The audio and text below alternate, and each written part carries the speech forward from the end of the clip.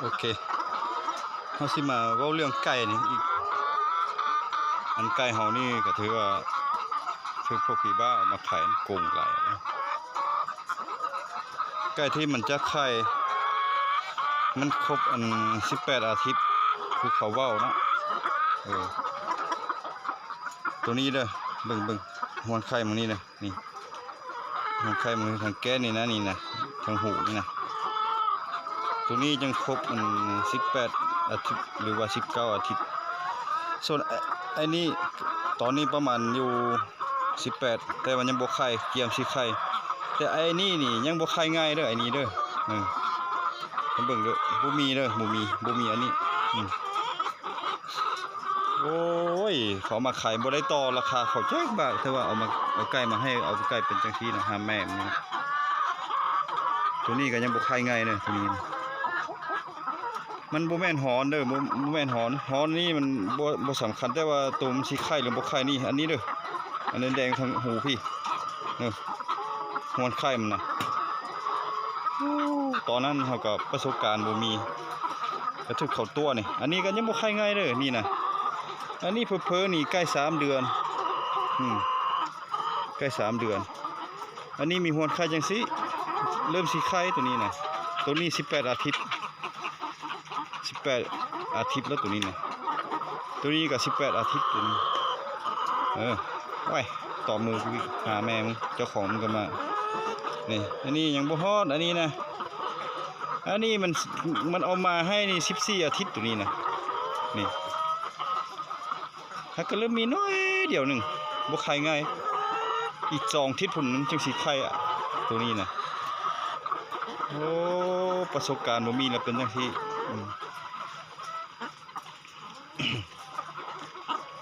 มันนี่เอามาให้นะบ่ได้ต่อราคามันจักบ้างบ่ได้ลดราคาจักบ้างไก่มาให้ก็บ่เอาตัวตามว่าไว้สัญญามัน18อาทิตย์อันนี้มันเอาไก่14อาทิตย์ใช่มั้ยมันเอามาให้อันนี้เลี้ยงวันที่19นี่ได้เดือนนึงเลยนี่อันนี้ก็ยังบ่ไข่ง่ายอันนี้นะไก่น้อยอันนี้นะอันนี้ก็ประมาณ18อาทิตย์เริ่มไข่อันนี้เริ่มไข่แล้วไข่ได้น้อยนึงเหรอลืมไข่แต่ว่าไอ้จานี่ก็บ่ไข่ไงไอ้จานี่ก็บ่ไข่ไง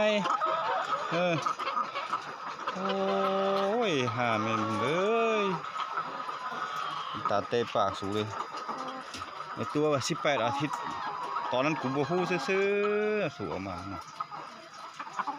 สูเอามาให้กูฮู้คือตอนนี้นี่กูเตะปากแท้นี่บ่มักอีหลีคนที่โกงหมู่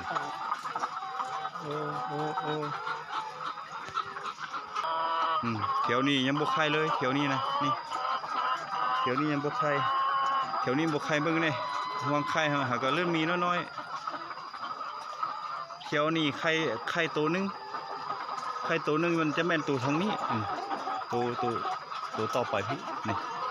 ห่วงไข่มาเอาใหญ่2ตัวนี้ยังบ่ไข่มันได้แต่น้อยเดียว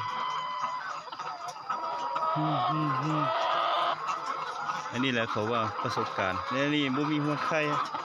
ยังบ่ไข่เทื่ออันนี้นะยังบ่ไข่อันนี้ก็ใกล้เริ่มสิไข่แล้วอันนี้นะ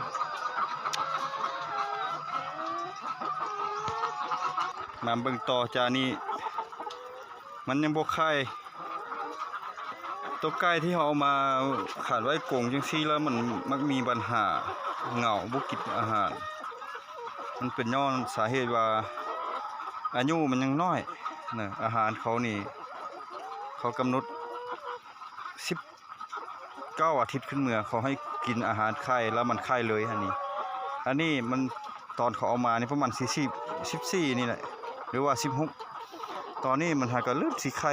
เริ่มมีหัวไข่ซื่อตัวนี้ก็ยังบ่มีมันงามล่าเลยมันงามล่าบ่มีหัวไข่ถือว่ายังบ่ไข่เขียวนี่ถือว่าบ่ไข่คันเฮาไว้อยู่เทิงแล้วมันเหงามันบ่กินอาหารเพราะว่ามันยังน้อย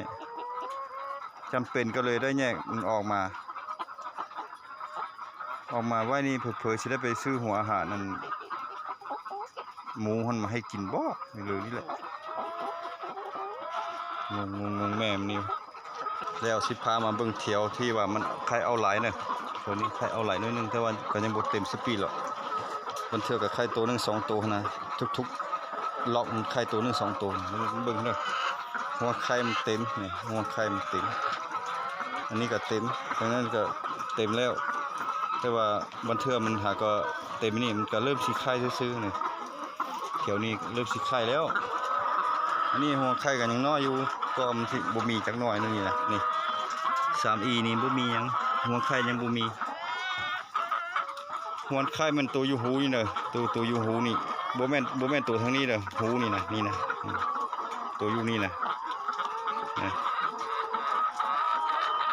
บ่ต่อผู้อันที่ยังบ่ฮู้เนาะคันว่าเฮาบ่ฮู้แล้วเขาโกงเฮาอีหลีนี่อันนี้มาเทื่อทำอิฐเฮาก็บ่ฮู้มันว่าสัญญาว่า18อาทิตย์เฮาก็ว่า18อาทิตย์มานั่นมันบ่แม่นอันนี้มันไข่น้อยเดียวนี่แต่ว่า3ตัวนี้หัวไข่มันก็ใหญ่แล้วตัวใดที่ว่าเป็นไก่น้อยนี่บ่สู้กินอาหารเบิ่งบ่นี่ลองนี่เป็นไก่หัวไข่หาก็เริ่มมีน้อยๆแล้วมันบ่ไข่มันก็บ่กินหัวอาหารประเภทนี้มันบ่กินดีนี่เบิ่งลองนี่ยังหลายแต่เที่ยวที่ว่ามันลื่นไข่นี่มันกินเกลียนตับจังซี่ได้นี่บอกให้ผู้อันยังว่าสิเลี้ยงแต่ยังบ่มีประสบการณ์เบิ่งเอาอันนี้มันบ่ไข่ป้องนี่กับป้องที่บ่ไข่จักน้อยให้หัวไข่บ่มีอันนี้เริ่มมียังบ่ใหญ่นี่ไก่น้อยอยู่นี่นะนี่ไก่น้อยอยู่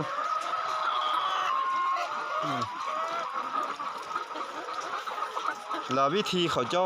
มาตัวเขาได้นี่นะเขาเจ้าจะเอาตัวใหญ่เด้อเขาเจ้าจะเอาสมมุติตัวนี้เขาสร้างมา500เนาะเขาสร้างมา500นี่มันจะเอาอยู่ประมาณ100ไปหรือว่า200ตัวที่ว่า18อาทิตย์ให้แล้ว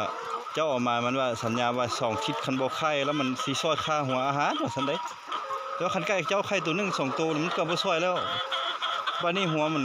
เอามาให้นี่มันเอามาอยู่500ตัวนี่มันเอาอยู่ประมาณ200ตัวหรือว่า150ตัวที่ว่า18อาทิตย์นะให้เฮา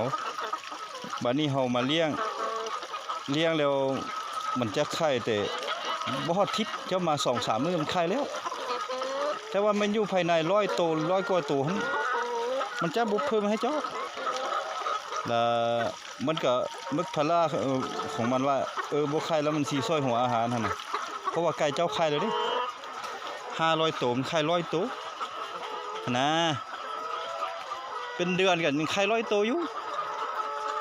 ปัญหาเหล่าตัวนี้เด้อบอกต่อผู้ใดสิเลี้ยงไก่พันธุ์นี่ใส่ต่อพวกอัน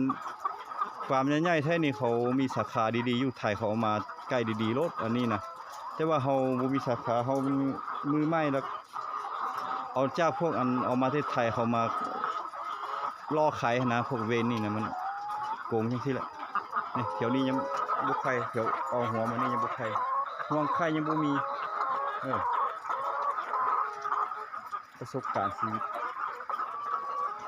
นี่แหละเขาว่าบ่ลองคิดลองทึกกับบ่ฮู้แหละ